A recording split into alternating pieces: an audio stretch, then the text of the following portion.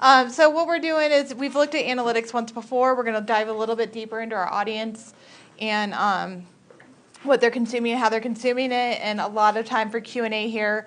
A lot of folks said that they wanted more information about analytics, but didn't really specify what, so we'll have some time to talk about that. So just some overview, because this is kind of some basic stuff that I think I don't talk about enough for sure. Mark keeps pointing out to me that I don't.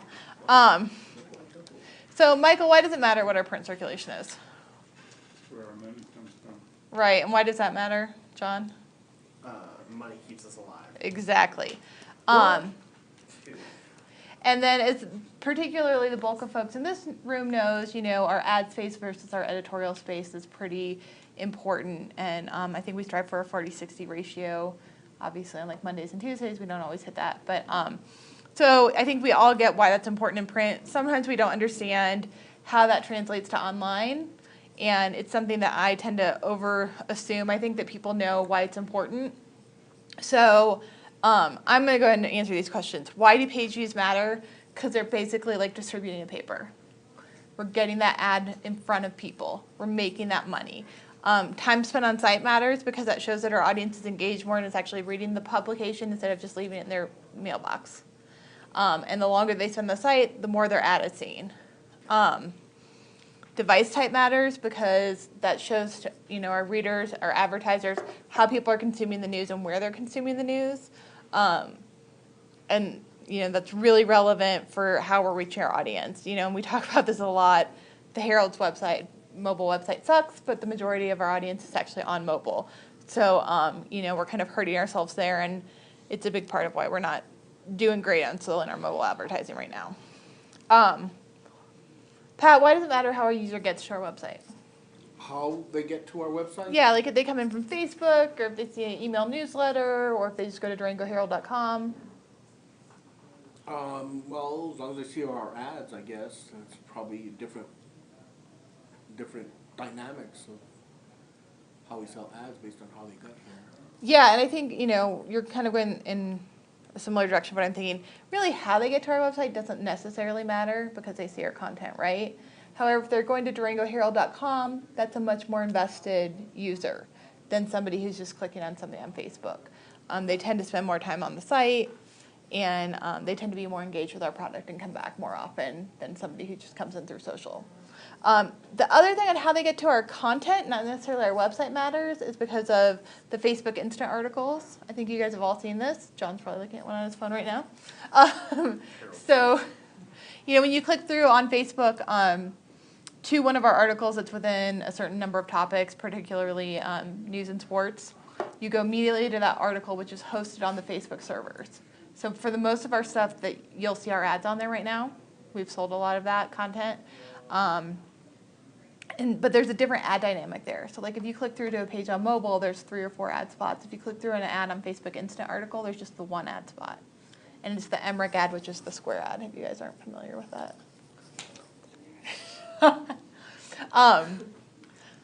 So all of that said, the analytics that we look at every week, every month, they matter so much in the same way that our circulation rates matter. And I think I'm just...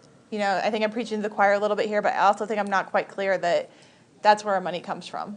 From our side, it's also a boon to be able to reach a bigger audience, to share our content with folks, to really help people navigate the fires or the crashes or how they live their lives, how they make their decisions, what schools their kids go to. But from that financial perspective, those analytics matter because it's how we make money. So, yeah. So the money is what's really important. The money is what, as John said, make sure we have a job. Bottom line, baby. I mean, if we don't have money, we don't have a job, right? But yeah, it's all about both revenue and reach. So on our end, we really care about the reach because we care about getting our news, the content to the audiences that matter. From the revenue potential, it's getting it in front of as many people as possible. So skipping around a little bit, I just want you guys to know exactly kind of how far I can drill in on stuff and what some of the limitations are within our analytics platform, which is Google Analytics right now. So I took this story from the Journal. Glad you guys are on today. This Navajo woman's woolly wish is granted in McElmo Canyon. And so these stats are from the Journal, not from our site. We did pull that story. So over on the Journal, it had close to 1,000 page views and about 3.5 minutes spent on the story. It's incredible. Unfortunately, almost 90% of the articles read that article and left. That was what they were there for. That makes sense because the majority of the audience found that article on Facebook. So they saw it on Facebook, clicked through, and were like, oh, I read that, and I'm gone. Interestingly, though, the majority of those people that clicked through from Facebook spent over 5 minutes on the story. So if they cared enough to click on it from Facebook, they were highly engaged. Or they left Facebook up and walked away. I don't know. Bizarrely, the majority of people who clicked on it did from between 7 and 8 a.m. on 2 different days from Cortez. One of those times would be interesting and typically tied to social when they posted it. Having that same time be over 2 different days is a little bit bizarre. On that story, more than 75% of them who viewed that article had not been on our website in 3 days. So that article captured a big chunk of people that hadn't been to the Journal in a while. And bizarrely, the majority of those folks were not on mobile. So just to kind of take a snapshot of one story and show you guys exactly how I can drill in on the audience for that one story is pretty awesome.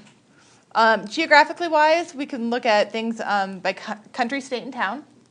And then we can drill in on specific articles or section front. Like if J-Liv, you wanted to know exactly where folks were coming to the sports main section from, not just as articles, we can look at that. I think I've said this to you guys before, but I'll say it again. On photo galleries, that information is lacking due to the way we set it up. Over on video views, it's a little bit different. We can't dive as deeply to the analytics. We don't have the geography. We don't have the sex.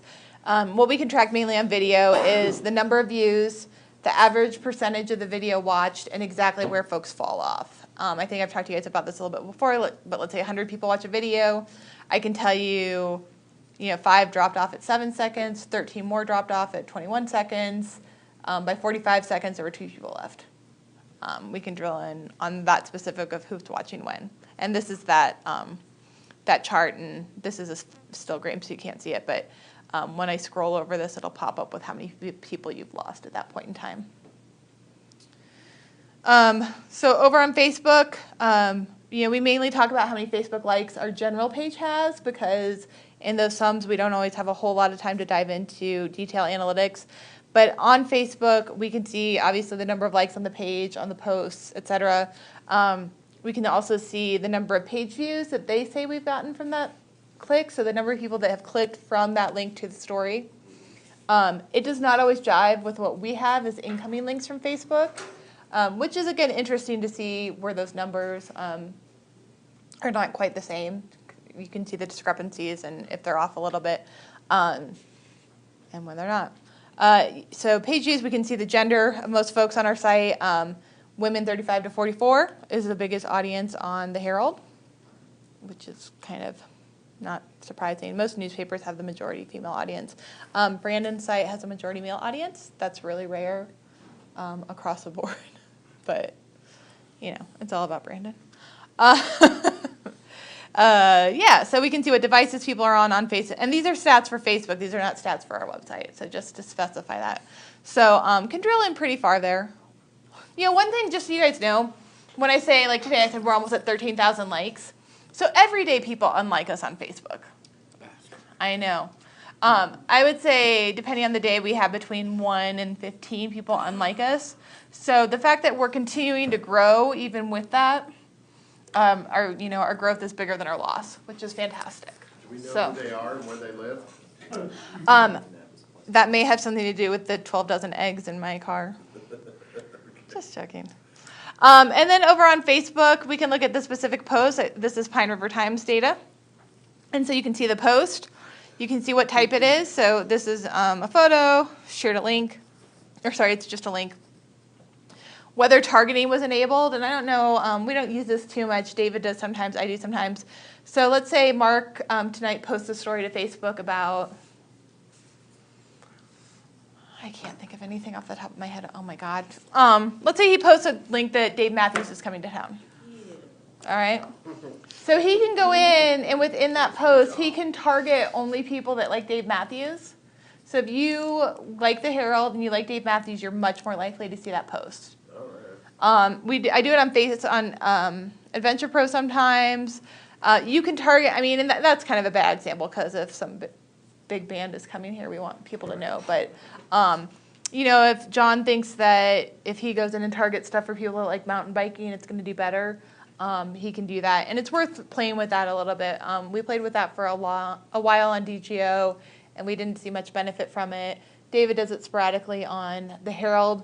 Sometimes it's fun to write 2 different headlines and then target it by age group, or, you know, under 35 and over 35, or sometimes by sex, right? Something that's maybe a little bit more quote unquote feminine or masculine. Anyway, but we don't do targeting a lot, but we could do it more. And basically what it does is it forces it in front of people's algorithm more often. And to an engaged audience, an audience that might be more interested in your product. Reach is the number of people we reached here. And again, we can see this for every post. We can see it both on the post, or we can go and look at a bulk view like this. So engagement over here, the kind of light blue / light purple color is the number of clicks on the post. So that's kind of a hinky number on Facebook. Sometimes those clicks click through to the story. Sometimes they just pop the post up bigger. So it's, you know, it's not 28 click-throughs to the story. And then the pink number is the number of basically interactions. So smiley faces or sad faces or comments, et cetera, et cetera. So you can see this congratulations Jade from Melanie did quite well for them with about 600 people reached and significant engagement here. Over on Twitter, it's a little bit, you know, the stats are a little bit different too. So this is a 28-day summary for, I didn't put it on here. I believe it's for the Herald. So, you know, we had 373 tweets in a 28-day period. It's an increase of 22%. Typically, you look at these Twitter stats within a month. And you can go see these for your individual Twitter accounts as well. You know, 34,000 impressions on Twitter from the Herald. These are all pretty high because of the Coos stuff was this month. Profile visits, 11,000. That's huge. 281 mentions of the Herald, most of which is probably our staff. And we have about, you know, over 6,000 followers, and we were up 100 in the last 28 days. So that's kind of a quick glimpse of the Twitter account, and you guys can go see that for any of your Twitter accounts. And it's good to check that every month or to 2 months or so just to see how you're trending. If particularly if, you know, let's say John decides, oh, it's summer, we don't have a ton of sports going on, I'm going to go work my Twitter account. I'm going to go follow people. You know, he's already really engaged with Twitter, but he says, I'm going to zero in on split borders and go, you know, follow the split borders. Then he can go see, you know, how well those efforts worked out. So what do all these analytics add up to? Nick? Nick?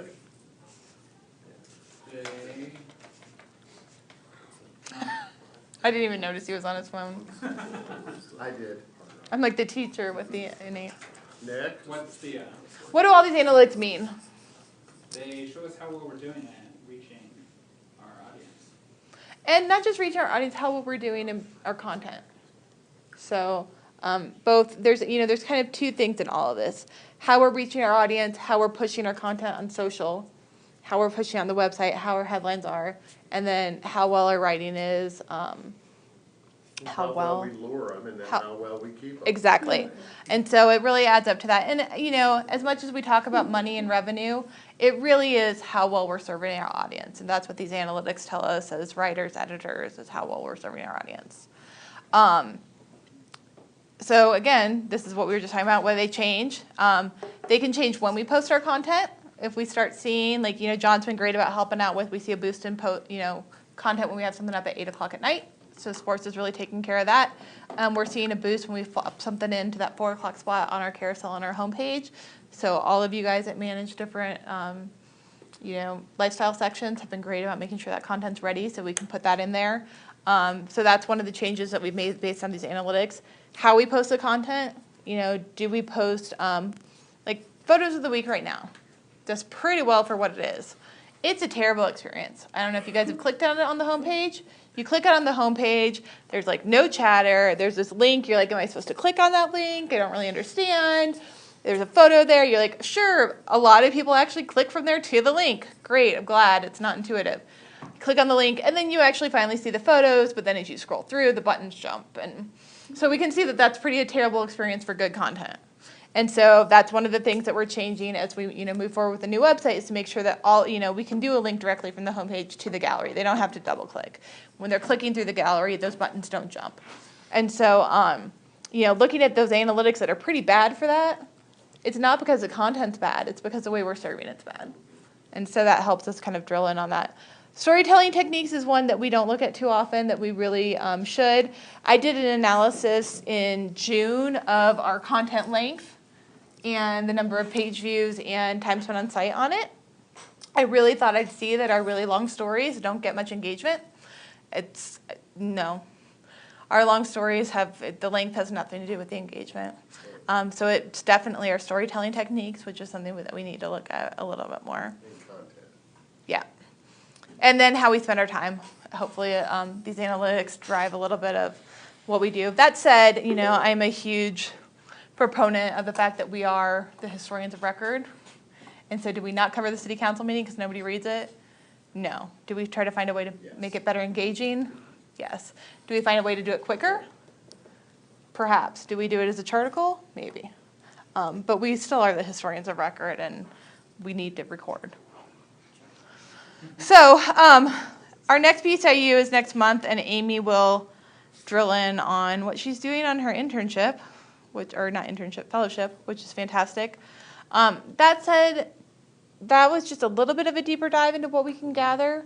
And, if you guys have questions, comments now or whatever, Mark keeps harping on me about the fact that I don't talk about the fact that these page views equate audience, equate revenue. And so if there's things like that I gloss over because it's so together in my mind and I'm in my own head, please,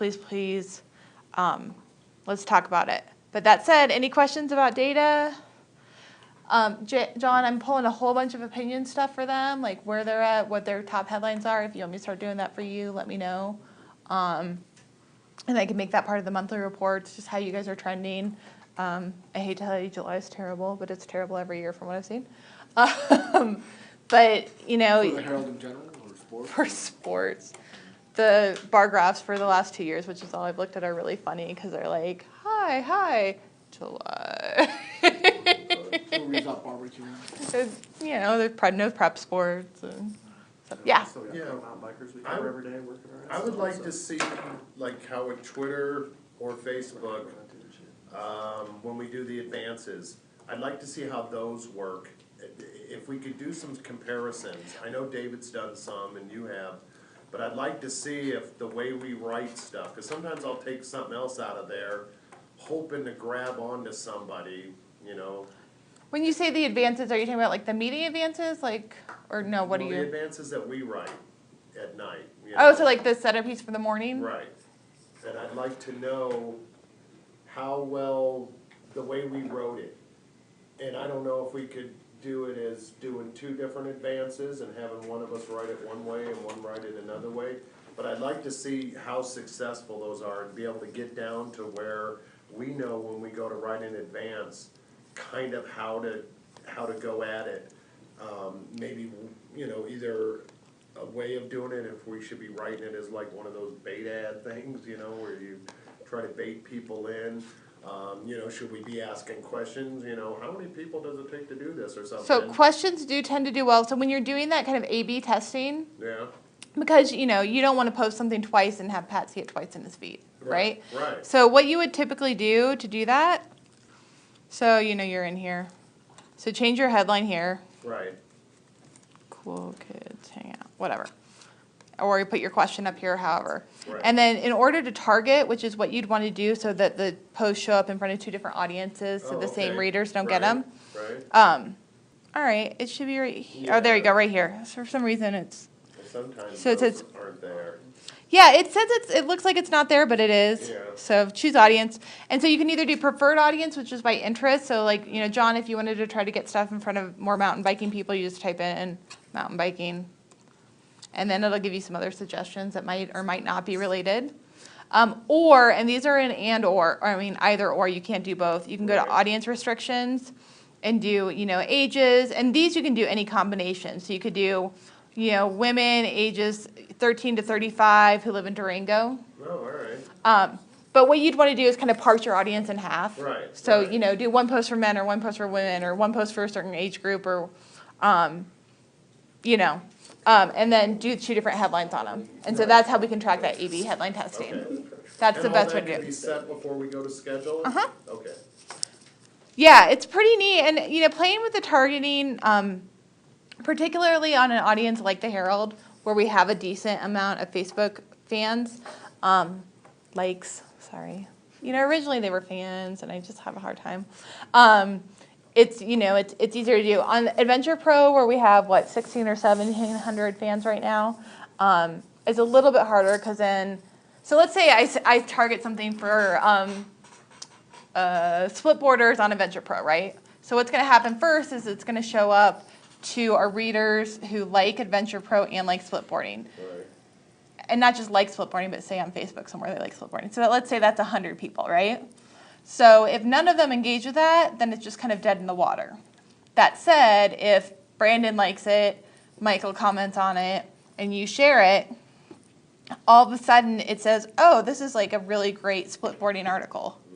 And the algorithm starts showing it in front of more and more people. Oh, all right. And so it's more and more people that like split boarding. Right. So if Michael likes it, it's going to put it in front of all of his friends that like split boarding. If you comment on it, it's going to put it in front of all of your friends that like split boarding. So it goes through that audience, but it's an audience that really gives a shit about that topic.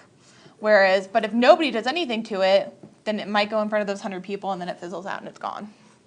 So the targeting can be really helpful, or it can just fizzle out. And it can be one or the other depending on the day and the tone of, what's going on if you post something when there's 3 cops dead in in Louisiana, then it's probably going to get buried in the feed because people aren't talking about split boarding. Well, I just know that when I because I'm on Twitter a lot, I can't stand Facebook, so I get on Twitter. But I noticed that, because I've got all the major newspapers on my Twitter, and so that I get a lot the same story. But I noticed that sometimes I'll click on stuff, even though I've seen that story 3 times, just because they've taken a different shot at it, and it sounds interesting to me now, and now I'll check it out, and then I'll realize, oh crap, that's the same story as the other ones. But I just wonder if there's and I know there's no hard and fast rule. I wish there were. I know, but I'm just wondering if there's certain ways of writing things that will generate Questions do tend to get more interaction. So this, and I think because I have been trying to write those more questions. Sue posted this one, but That's interesting to me. so let's say this one on wine merchant closing. What's your favorite memory from the wine merchant? Or do you have a favorite bottle of wine that only they carry? Or, are you going to more in the wine merchant closing? Mm-hmm. That does typically do better than, hey, the wine merchant's closing. Right. And those things that tie it to the community, like, hey, this has been around for 14 years. Or, this guy that passed away was a Fort Lewis College professor. Or those things that really tied to the community tend to do well. The clickbait shit does well. It's a fine line in journalism. Well, that's the thing, is if you go too far, and, sometimes we're having to advance a story that's just downright boring, and I feel bad about giving a big, huge question headline, so that they go in there and they're like, oh crap, it's just a number story. Yeah. And I just don't think, you burn somebody like that a few times, and they're gonna quit going. Yeah, and so instead of, guess what local restaurant's closing its doors? And then we're like, Francisco's is gone, and we've done 20 stories on it already. Picture. Yeah. And maybe, it's another story about Francisco's closing. You say, what was your favorite memory of Francisco's? Right. So it's, yeah, you're right. We burn our audience, and our audience is loyal. Our audience is really loyal. Yeah. And so we don't want to burn them when we can't. It's like the conversation we were having earlier about Animus Theater. We do have loyal readers, we have a loyal audience, and we do want to be truthful with them. That said, listicles do really well. We don't have them a lot, but, the 5 things not to miss about the Iron Horse, or 5 things to know about the Iron Horse that we did great on social. People like knowing it's easy to read, which is sad. But, Well, it is. Katie's talking about looking at 5 things not to miss this weekend to go see Bciu. That'll probably do really well on social. I always thought it'd be good if we could take, and I don't know if you could do it daily, but if we took like paragraphs, just 4 or 5 paragraphs out of all of our stories and then advance that to get people interested, because then they read a paragraph, then they might wanna continue on. Well, and I know Sue is working with, or is planning on working with Jesse about doing like a what's coming up today post, which should do pretty well for us, and it's kind of that similar Yeah.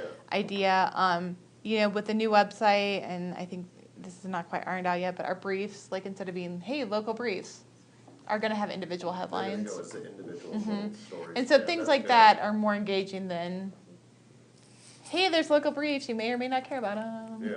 Like, Lions Club has a barbecue. Well, I don't really care about that, but so-and-so might, you know? But the 4th one down might be interesting to them, and they may quit before they ever get to it. Exactly, so, you know, that's not social, that's the website, but it's kind of the same idea.